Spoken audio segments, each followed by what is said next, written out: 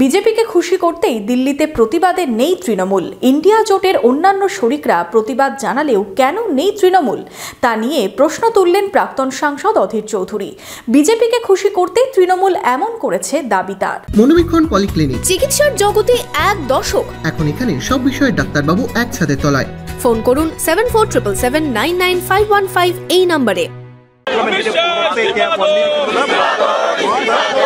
সংসদে বিজেপির বিরুদ্ধে দিল্লিতে ইন্ডিয়া জোটের সাংসদরা প্রতিবাদ জানালেও তাতে নেই তৃণমূল কংগ্রেস সাংসদরা। এই নিয়ে এবার তৃণমূলকেই নিশানা অধীরের দাবি, বিজেপিকে খুশি করতেই দিদির নির্দেশ মানছেন তৃণমূল সাংসদরা। তৃণমূল বিজেপিকে খুশি করতেই ইন্ডিয়া জোটের প্রতিবাদে সামিল হচ্ছে না। তৃণমূল দিদির নির্দেশে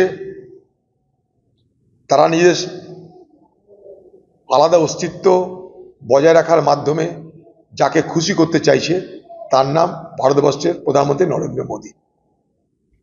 লক্ষ্য করে দেখবেন, আক্রমণের লক্ষ্যবিন্দু রাহুল গান্ধী এবং কংগ্রেস। কখনো বিজেপি দিল্লিতে তৃণমূলের বিরুদ্ধে কথা বলে না। ইন্ডিয়া ব্লকের পাশ থেকে তৃণমূল নেতৃত্বের মতন এসব শরিক দলকে সরিয়ে দিলে মোদীর রাস্তা সাফ হবে। তাই অন্য কোনো কেউ নেতৃত্ব দিচ্ছে না, নেতৃত্ব দিচ্ছে কংগ্রেসের বিরুদ্ধে যেমন মোদী তেমন দিদি। ইন্ডিয়া জোটের বাকি শরিকরা তারা দিদির মতন বা তৃণমূলের মতন, তৃণমূল নেতাদের মতন এইরকম ভাবে বসিপাড়াতে এত প্রবলভাবে কংগ্রেসের বিরোধিতা করছে না। এখন কানা ছেলের নাম পদ্মলোচন যদি রেখে দিই আমি, কিছু তো কারো করার নাই। এখন তৃণমূলের অবস্থা যে সেরকম কানা ছেলের নাম পদ্মলোচন রাখতে হবে।